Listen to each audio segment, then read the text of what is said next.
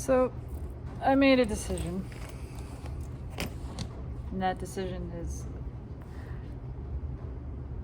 is markedly different from, well, the direction I was headed with this. And God, I don't even know where I want to start with all of this.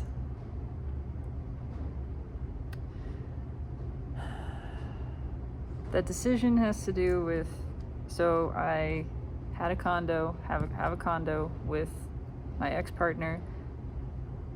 We took out a mortgage together. Her name is the primary, I'm the secondary on the mortgage. We're both on the insurance. We've both been paying this mortgage for the past 3 years. We're now selling the condo. And she expected to take all the proceeds. She expected that I would give her the entirety of the proceeds. As a result of a singular conversation, if this is the one that I think she is referring to, because I don't remember necessarily. I am aware, having had head trauma, that I don't remember things all the time, but this is something that had been a repeating feature of our relationship, that I said something, and then I went back on my word. And first of all, I'm becoming more comfortable with the idea that just because you say something at some point in time, and even if it's true for you at that point in time, that doesn't lock you forever into that decision. And you reserve the right to feel differently, to change your mind. That's the way it is. And it's not a moral thing. It's not a good people stick to their word. It's things change. Maybe you said something and you really meant it in that moment. That you promised something, but not being able to, or no longer wanting to carry forth that promise, doesn't mean anything about anybody. Things change.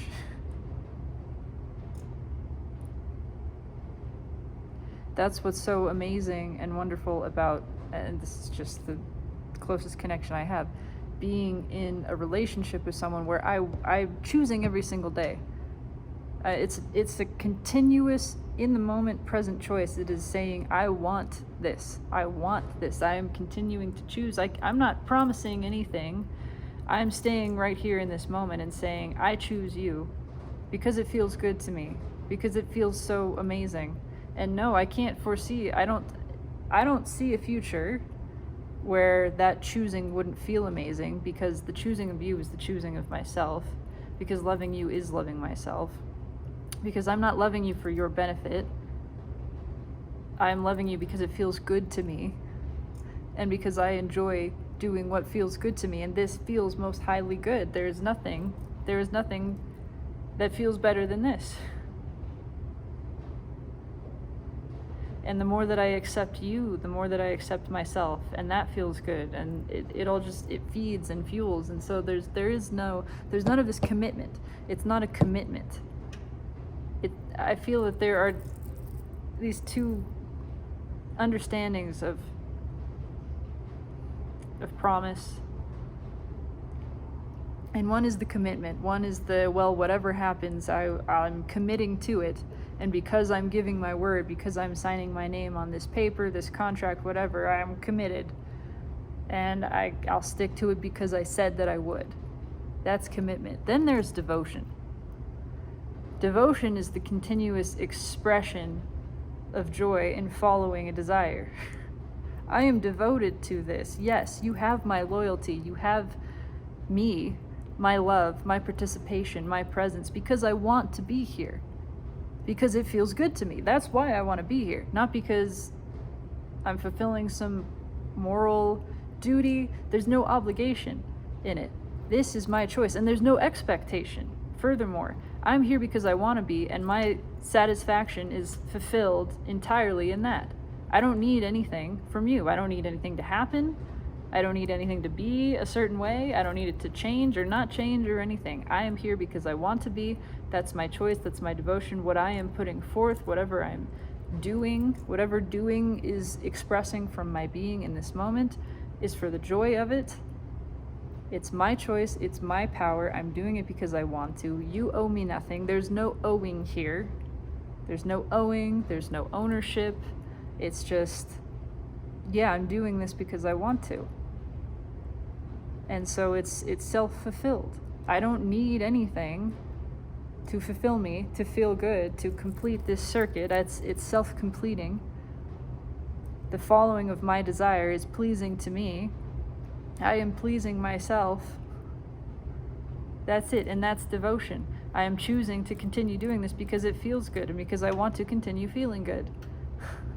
And I have that power. I have that choice. It doesn't involve anyone else. My love of you doesn't actually involve you necessarily. I can freely shower my love upon you. Now, I want to do it as close to you as I possibly can, yes, and that involves your consent. But if you want me way over there, then I'll just keep loving you way over there. And I get to continue enjoying that love. I get to continue being me. This is a bit of several steps away from what it is I'm really talking about, but just these ideas of promise, of something that you're held to because you felt obligated. There's this obligation. There's this, well, I don't want to let people down. So here we are worrying about what other people think and trying actually to control their emotional experience instead of letting them take ownership over their own emotional experience. So I'm gonna commit to behaving in a way that is pleasing to you because I'm afraid of displeasing you, essentially. And how that would reflect on me or whatever. So I had said at one point in time during a very tense conversation where I was told that I had no rights to the house, essentially, that I was just a name.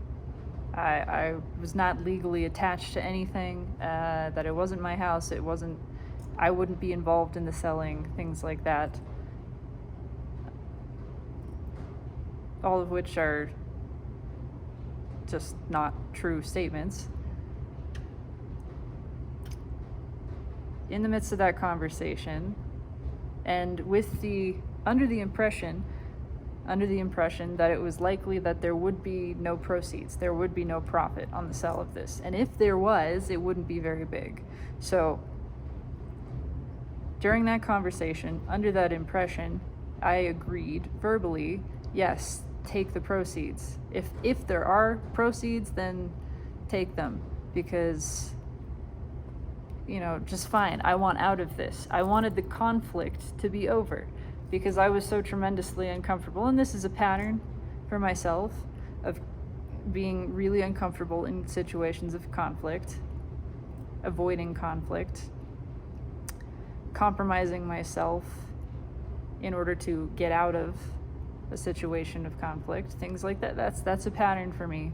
That's a pattern for me. As a recovering people pleaser, again, I have been someone who just folded. If somebody said, I'm not happy and I want this and you have to do this, then typically I said, okay,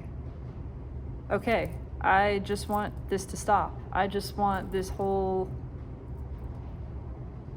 thing to go away. So I'll bend over and take it.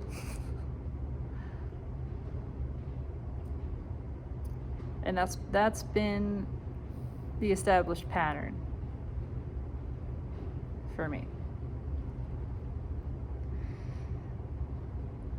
And so when I found out, it's been some months from this conversation, the condo was listed, it's under contract, there was an offer, there was a full cash offer.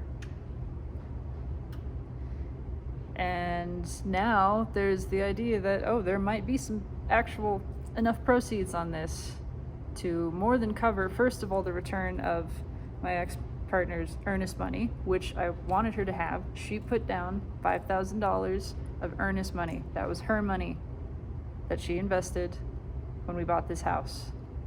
And I want that to be returned. And that was a big part of what I wanted with her receiving the proceeds. Now there's the potential for more than that. I have no idea. I don't have a number. I honestly don't know. Maybe it's, $5 more. I don't know. But when presented with the possibility that she would see more than the return of her earnest money, and that she then continued to believe that I would fork over whatever it was. Not asking. She didn't ask. She told the realtor that I had agreed to do that. Oh, there's a moth. Oh, you gotta go outside. Okay, we'll catch you in a minute. And none of this is a judgment. None of this is a judgment. I am really trying to be aware of, because I know ego is involved in this, and I'm really trying to be aware of my language in expressing this and understanding that her experience is valid, her experience is hers, her reality is true for her. It's been abundantly clear to me for some time that we have very different experiences of reality. Oh, I'll have to talk about that in a little bit. I just realized that my hands are on the screen, and that's new. But I just launched right into this. We'll get to that. We have very different experiences of reality, and the entirety of our relationship, which was 10 years, we perceived differently. We were not living in the same world that whole time. I understand that more and more now. And again, that's not to say that her world is wrong and mine is right, or the other way around. We were just never on the same wavelength. Quite literally, we were never on the same wavelength. We were never perceiving reality the same way. We were never communicating. So, my first reaction to all of this was really, really upset. I was really angry. I was outrageously angry, and it took a long time to come down from that. And I let it through. I wanted it to come through. And I wanted to I didn't want it to just be directed at her. I wanted to use it to look inside and recognize, why am I really angry? And it's taken me a long time. I've wrestled with this for like 2 weeks, really, to really understand why I was so angry. And it was more than just ego. I was angry because I could already feel, I had already decided in myself that I was going to fold.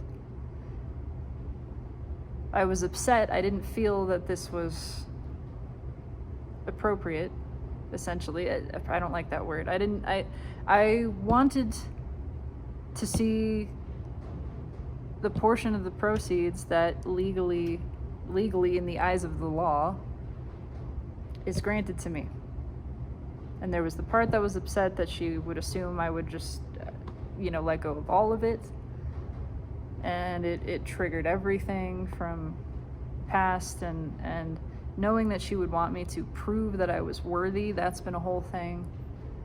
Why do you deserve this money? That's proving that I'm worthy of it. When I don't believe anybody needs to prove they're worthy of anything. She doesn't need to prove she's worthy of receiving this, of receiving $5,000 extra, of any of it. She doesn't need to prove anything. Not to me, not to anybody. That money is coming to her. And it's the same for me. This isn't a competition. There is no competition. There's no competition for anything, and that's a fundamental difference between how we perceive reality. Is that she believes that I seem to live just a charmed life. And she's been through a lot of struggle, a lot. Abuse, trauma, really, really heavy shit from the day she was born. That's true. That's true. And from that perspective, I appear like I was born with a silver spoon. I was born to parents who had enough money to put me into a private school. I never wanted for anything. I was physically, materially taken care of. I wasn't physically abused. I could talk about just the absence of parents, but that's not important. That's not important. I am grateful, I'm blessed to have had a childhood and an upbringing that was comfortable. And whether or not there was maybe a lack of emotion and emotional expression is neither here nor there. There was no abuse. But see, it turns very quickly then into these comparisons. I don't find them helpful.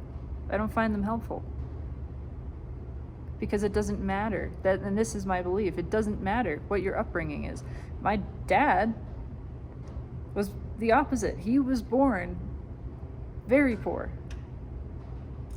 And did not have anything. And had a difficult childhood. And just never let that stop him. He never let that become a feature in his life story, something that held him back in any way. It didn't mean anything. It just was what it was.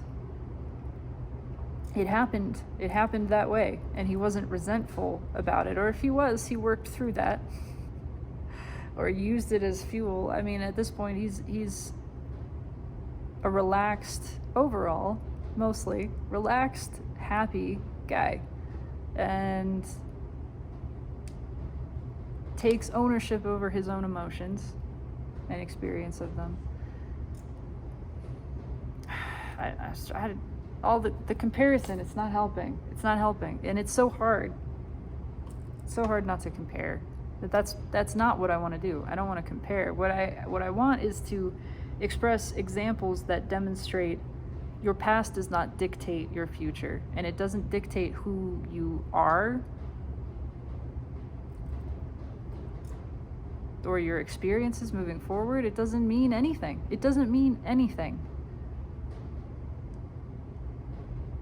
And it's so tempting to ego to sit here and compare and contrast and say, well, I had these things happen too, and da-da-da, and I reacted this way, you reacted that way, and that, none of that means a fucking thing. It doesn't. We're all doing our best. We're all, for the most part, following programming up until the moment that we realize we don't have to do that. And I understand that my ex-partner has not realized that. And that doesn't mean anything either. She's here to play this game. And that is an amazing thing. She will be she's an amazing teacher because of the investment in ego. That's not a judgment. That's not saying it's wrong. Her investment, her decision to invest in ego and to follow that is a demonstration. And she is going to learn how to play this game extremely well. Whereas someone like me is just wanting to move on to the next thing. I've played this game, great, fun. I want to play it. I want to play it in a different way, but I also want to move on to the next version. I'm interested in the future that is now. I'm interested in reality 2.0. I'm interested in creating in a different way. I'm interested in just doing things a little differently. She came to master the old way.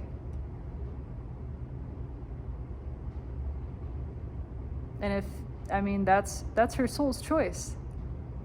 I can't judge that. I can't condemn that. That's divinity. That is spirit. That's the rest of me. That's more of me choosing to have an experience. And I see that just like all of my life experience, this incarnation has been a choice and very deliberate. So has hers. So has hers, including this lack of recognition of that within her. That's a choice too. And none of it is the wrong choice. None of it. But what I came to realize is that I was angry, really, not with her, but with myself, because I didn't want to rock the boat. Because I didn't want the conflict. Because I told myself, I don't want to create drama. Which is true. There's a part of me that really does, of course. But the deeper reality of that was I felt afraid to face drama. I felt afraid of the potential of upsetting someone. Which really, really was being inauthentic to myself, meaning I was going to behave in a way to people please. In order to not upset this person, in order to not create conflict so that I don't have to feel uncomfortable with that, I'm going to just fold. And then that felt safe, and there was a nice feeling in the safety. And I could also build it up, spin it into this moral superiority thing where it's like, oh, I don't need this. I'm so good and beyond that I don't need to accept money that's being handed to me. That. Because I didn't understand how it worked either. I was of the mind that I would have to prove myself, that I would have to fight for this, and I didn't want to do that. I didn't want to be having to pull receipts of, well, I paid for this and that and whatever, and this is why I'm deserving of it. I didn't want to do that. That feels yucky to me. And that continues to be true. But what I didn't realize, that I came to find out, is that that's not the case. Nobody is asking me, nobody except my ex-partner is asking me to prove why I am deserving of any portion of the proceeds.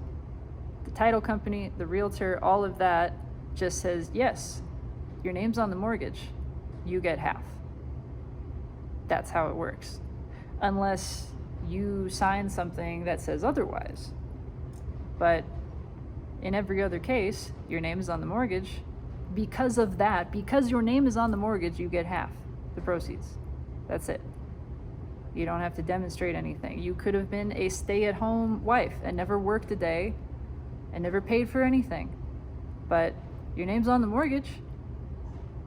You are just as much financially liable for this. If the payments didn't get made by party A, it goes to party B, and that's on you. That's on you. Your credit is affected the same way. So you get half. And once I understood that, I decided to accept that. I decided to choose to receive. I'm still asking that my ex-partner receives the first $5,000 as a return of her earnest money. And if that is, because I don't know what the proceeds are, if that's all of it, then she gets all of it. If that's it, then it's all hers. I want that. That feels right to me inside. And that's not about, I don't care what she thinks of it. It's what feels right to me. So I've asked for that. And then beyond that point, I've asked for an equal division, 2 separate checks, and we each get half. And she is really, really super duper not cool with that. She is really angry that I asked. And maybe that'll change too. I'm not going to forever cement her into this anger. This was, a reaction, a response. And again, recognizing she demonstrates this is not a judgment. This is appreciation. She demonstrates what it is like to be wholly invested in an egoic identity, for that to be your entire self. And it's not a real happy place. It's not a real happy place to be, to live in that world. To think that you are ego. And to think that everything ego is telling you is how you feel and what your thoughts are. When they're not your thoughts and the feelings evoked by them are not your feelings. It's all this other just made up story, this persona, this entity that is living through you. And the more pain that it creates, the happier it is, the bigger it gets. It feeds on that. So of course, it wants you to feel angry and hurt and shame and just all of these heavy things, because that feeds it. So it creates thoughts, and it perpetuates thoughts that reinforce those emotions, and it delivers you perspectives that reinforce the thoughts that feed the emotions. It's this whole complex thing. And that is the reality that she is living in. And to see that is, it's profound. It's to see that and recognize this is, what a moment of contrast. To really, really know in seeing this, wow, I don't want that. I don't mean her, that's not, no, I have no desire to continue our connection, but that's not a condemnation of her, a rejection of her being. What I am seeing is that I don't want to live like that. To be so consumed by ego, by the mind-made self, and by all these unhappy, angry stories. So angry, so bitter, so resentful, and I understand. I understand how they formed. They formed based on the pretense that this is the only world that is, and that things that happen to me,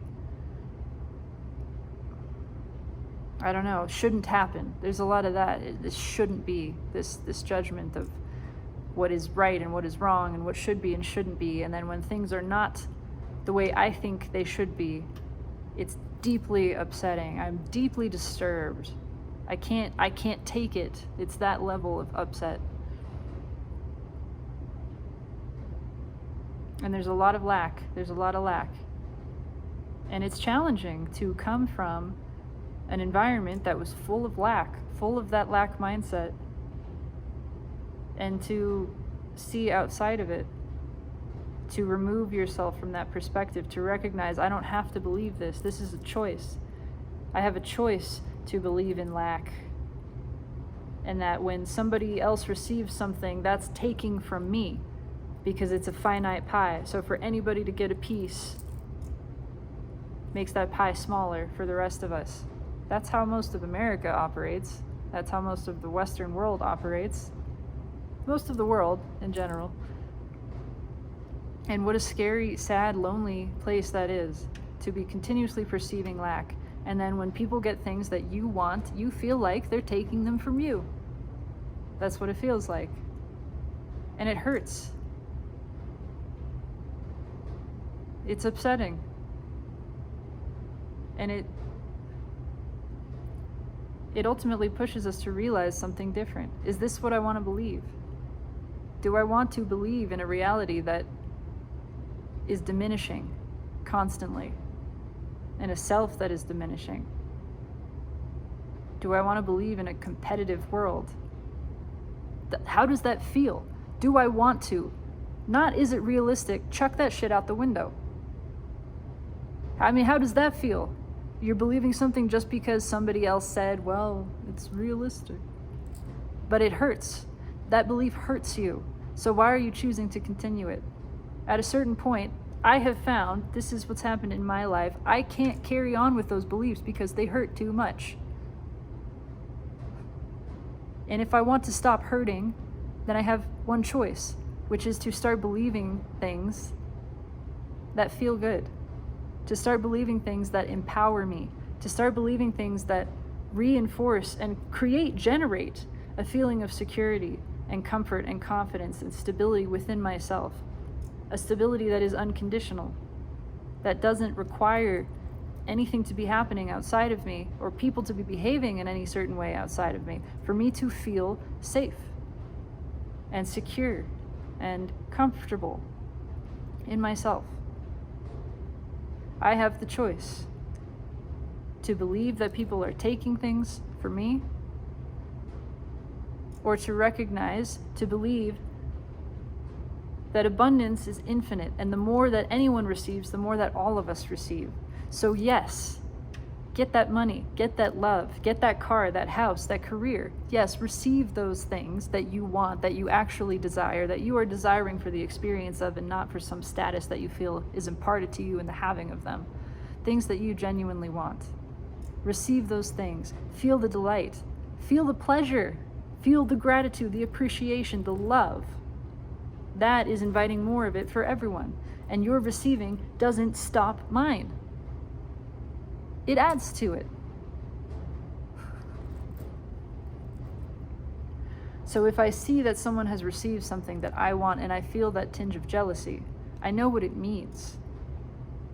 I know what it means. It means I want something that I am not believing that I can receive. Whether I believe I'm not worthy of it, or I believe there's not enough, there's a lack of it, whatever it is, that's what jealousy is. That's what envy is. I see that someone has received something that I want, and maybe I haven't even acknowledged in myself that I want it. That's a big thing too. So it starts there. Acknowledging, oh, I feel this envy. I feel it because I want that. I'm seeing something that I want. But I am not aligning with my desire. I am not lining up my belief with my desire. I might not even be giving permission to it. So it starts there, giving permission. I have this desire. I'm allowed to have this desire. What's next? Believing in it.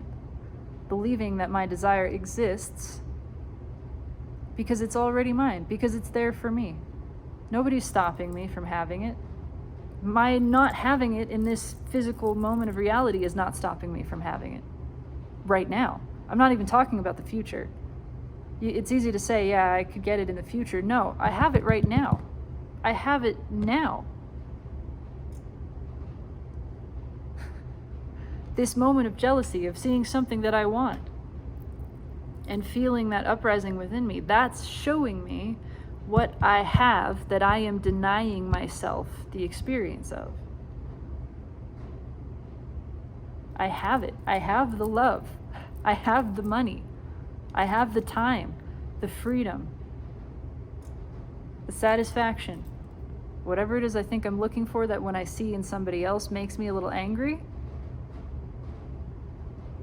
that feeling is coming up because I have that thing and I am denying it to myself. So that's just an opportunity to realize that. Oh, here's a thing that I want that I haven't been lining up my permission and my belief and my perspective with, but now I have the chance to recognize in this moment, I want this thing. Because I want it, it is mine. Because I want it, it is mine. My version, not that person's, not that guy's red car, my red car. My red car that I have asked for in my creating, that I created with my desire. It's mine. That's a different kind of ownership. That is, it literally was generated from me. It's got my fingerprints, my DNA, my energy woven into it. That's what makes it mine. It's not mine because it isn't somebody else's, or mine because I took it from somebody else. It's I created it. It's mine. It's connected to me. We're paired. So I see the thing I want, I feel the jealousy, I realize, oh, I want this thing, and I'm not letting myself believe that I have it. I'm not letting myself perceive that it is mine, when I could be recognizing, and I'm just following an old pattern of belief. I just wasn't aware. Now I'm aware. Now I have the awareness to recognize I have a desire. I can make that a conscious thought. I can focus my energy on that desire, and then I can focus on the belief in that desire by deliberately thinking thoughts that empower it. Thoughts like, this desire is evidence of its existence. I could not have this desire. I couldn't be in this moment experiencing the desire of this thing if it didn't already actually exist. That's what that means.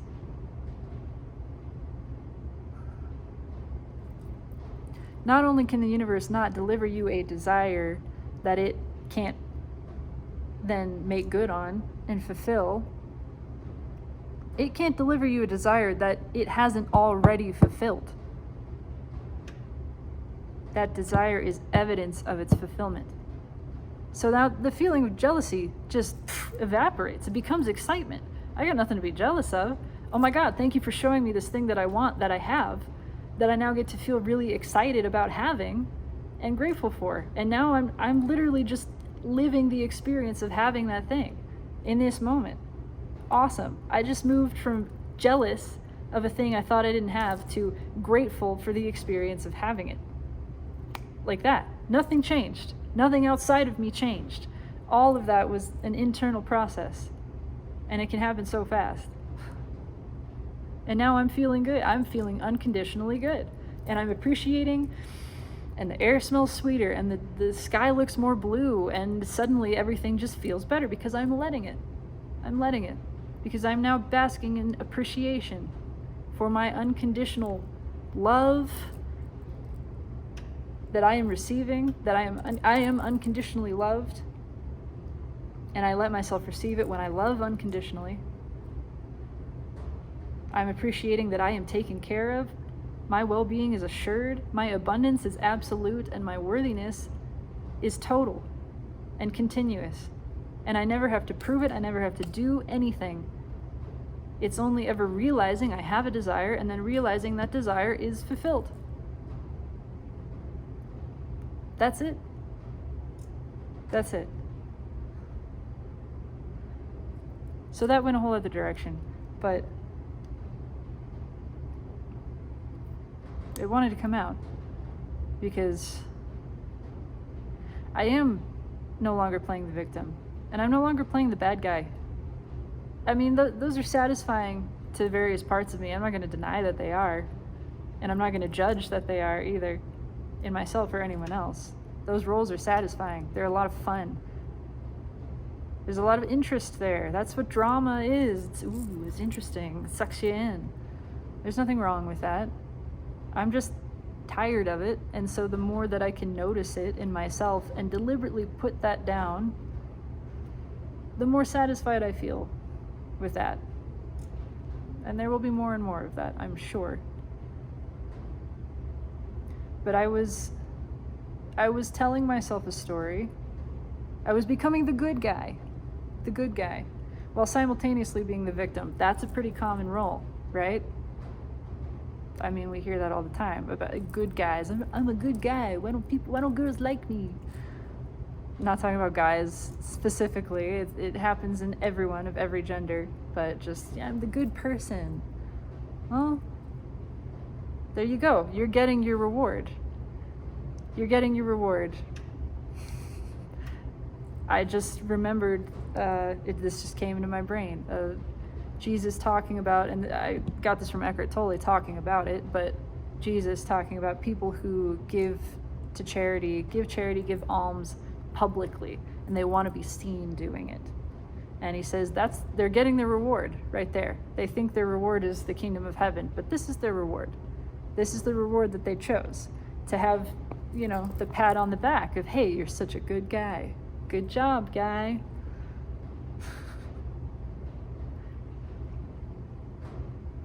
When it's not about charity, it's not about doing the right thing. It's none of that. It's totally releasing that concept and doing what pleases you, doing what feels good to you. And then you don't need external validation or confirmation or anything. Doesn't matter if somebody sees you, likes it, doesn't like it. Who the fuck cares? I did it because it felt good to me. I satisfy myself. That is my reward. Now my house is in order.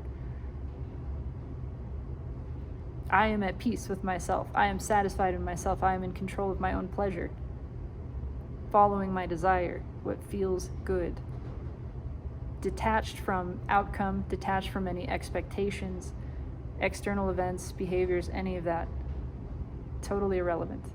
Totally irrelevant.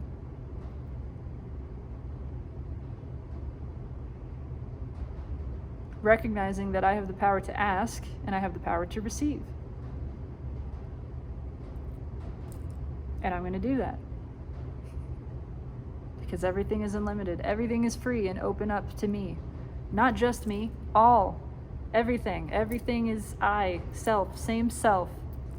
There's not a competition. There's no hierarchy. There's no special. It's not somebody is more special or less special. No. Equal. Equally worthy, equally deserving. It's just some of us are asking, some of us are letting it in, some of us are not asking, some of us are not letting it in. There's a combination of things happening there. There's a lot of asking and not letting it in. That's a big one. And then there's the people who really just don't even try to ask. They're still asking from their heart, whether they know it or not. There's still a lot of asking going on. It's just less conscious. There's nothing going wrong, ever. So, I decided to receive what I asked for. To let myself receive. Even with that being called greedy and manipulative and selfish. I own that word. Selfish, absolutely. Be selfish. What other self is going to do the things that feel good to you, but yours? Be yourself, own yourself, follow yourself where it wants to go.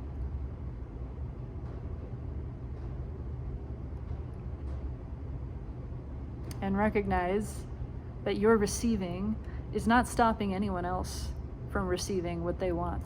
In fact, you're not only demonstrating to them what they are capable of, you're not only opening that avenue wider and receiving more, making it easier in general to receive, you're not only giving them permission to do that, you're directly challenging them to take that step, to say, hey, I want this.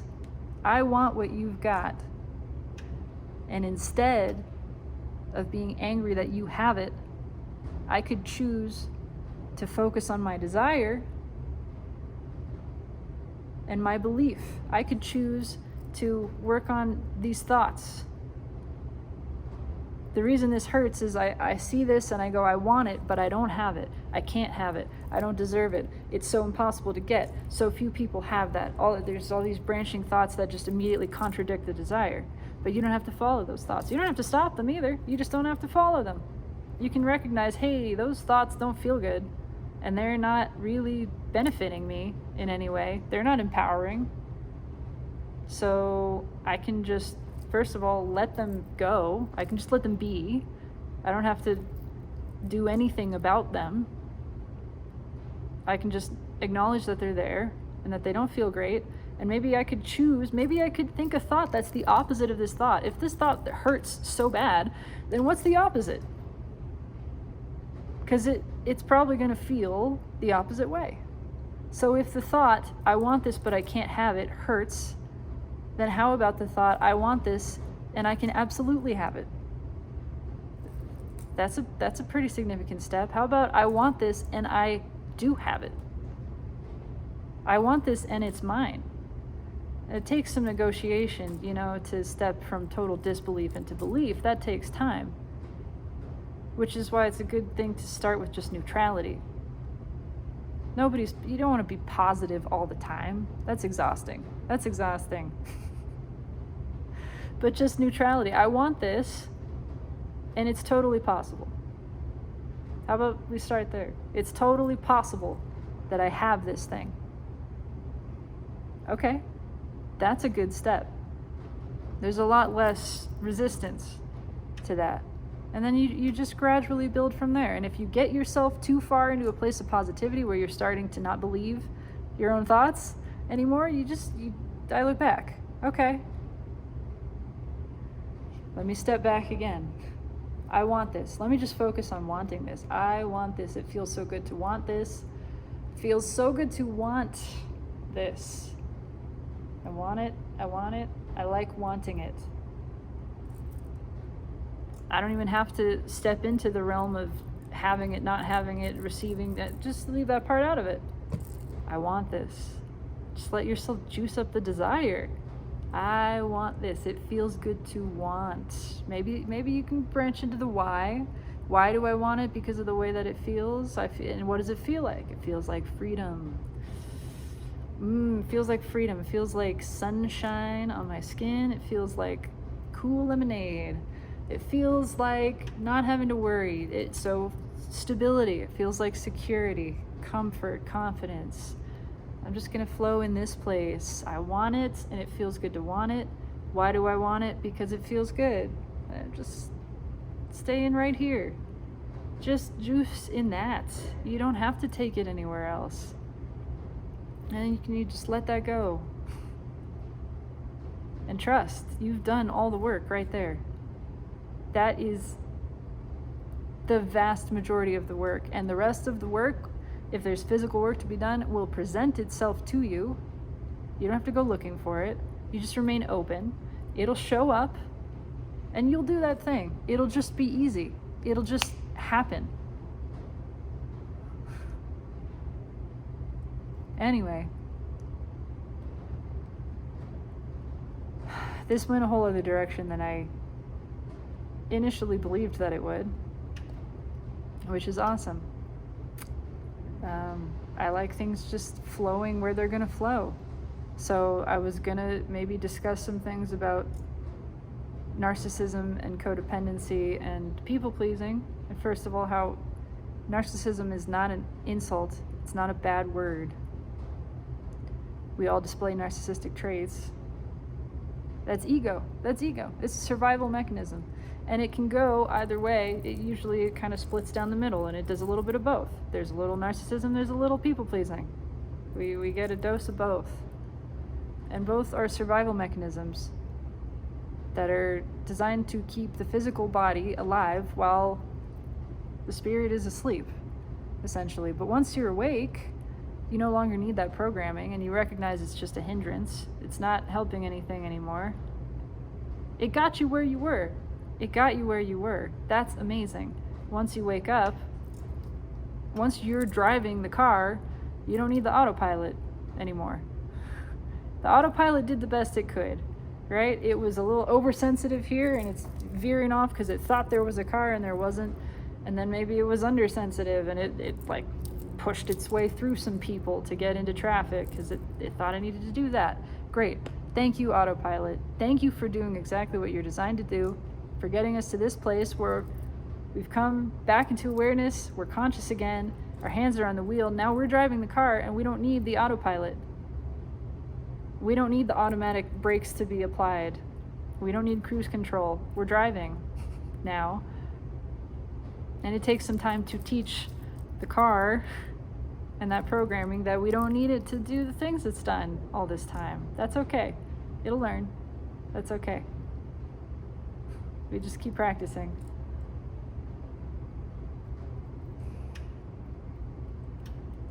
I don't know if there's anything else I wanted to say.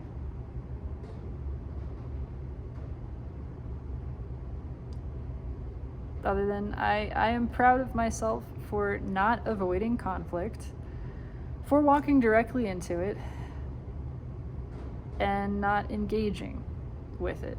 To just say, this is what is, this is what my request is.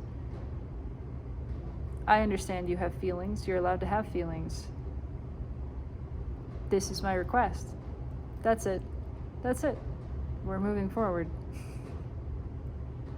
All is well. I am not taking anything. Nothing is being taken. Nobody's receiving impedes anybody else's. This is a wonderful opportunity for everyone to invite abundance and security and stability and confidence. That's it. So that's what I'm doing. And if you change your mind about something, you have that right. You are allowed to change. You are allowed to be deciphering your feelings and feel one way and feel confident about that in the moment, and then come to a different conclusion the next day.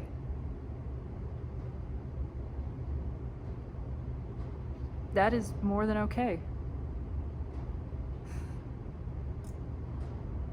When we come to a conclusion, we're coming to that conclusion based on the facts that we have visible presented to us, but we can't always see everything in the moment.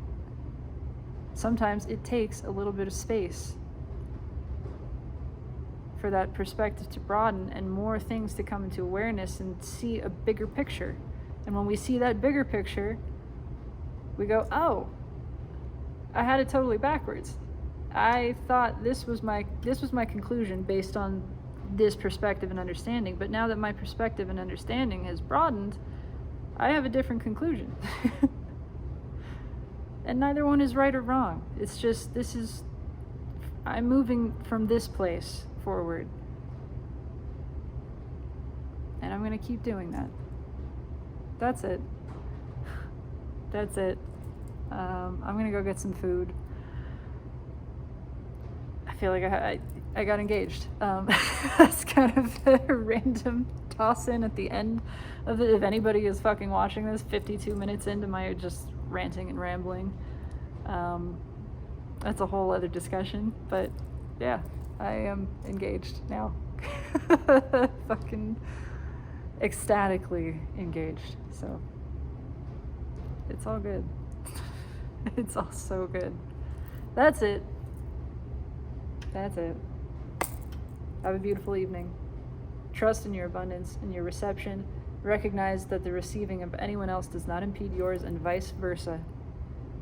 And if you notice it in yourself, embrace it, love it, take that opportunity to recognize this is an old pattern, and you have the chance. This is a choice point right now. Is this what I want to believe? Do I want to believe that I want this thing but I don't get to have it? Or do I want to believe something else? Do I want to believe that, yes, I desire this, and yes, it is mine? And see how that feels. What feels better? You get to believe what feels the best to you. And if somebody else is coming to you and saying, your receiving is stopping me from getting what's mine, and you're greedy and selfish and entitled, recognize that you have felt that within yourself, and that they're in a place of disempowerment, and do not take on the projection of that disempowerment. Stand boldly in your light and your knowing of the well-being of yourself and all, of the worthiness of yourself and all, and say, I understand you feel that way. And that's it. That's it. But you don't influence me. You have no influence over this. If you go into trying to say, I'm not stopping your receiving and this and that, it's likely you're going to lose them at that point, because they're not in that space. They're not ready to hear that. I feel the best you can do is just stand in your light, your worthiness, and your open reception and say, okay. Okay. And carry on. That's what I'm trying to do, at least. Have a beautiful evening. You are worthy, you are well. There are no good guys, bad guys, victims, or villains. None of that is real. We all get to have everything that we desire, but we have to believe it. We have to let it in. So focus on that. Focus on letting it in. And know that everything that you're letting in is wanted by some part of you. So even if it looks like, I admit this, I've worked with this a lot, and it happens all the time. Still, we're still going to invite contrast because we want contrast. So the things that we think we don't want, we do. We want them in a different way. It's a different part of ourself that wants them. But if we can tap into that, if we're in the situation where we're going, I hate this, I don't want any of this, if we can just step back and realize, okay, part of me does, part of me wants this, then you're at least not resisting. You're inviting pleasure to happen where before there was only pain. And that's all anybody wants anyway, right? Is to feel good. So take any opportunity, any way you can, to find a way to feel good. Because you deserve that. I love you. Take it easy.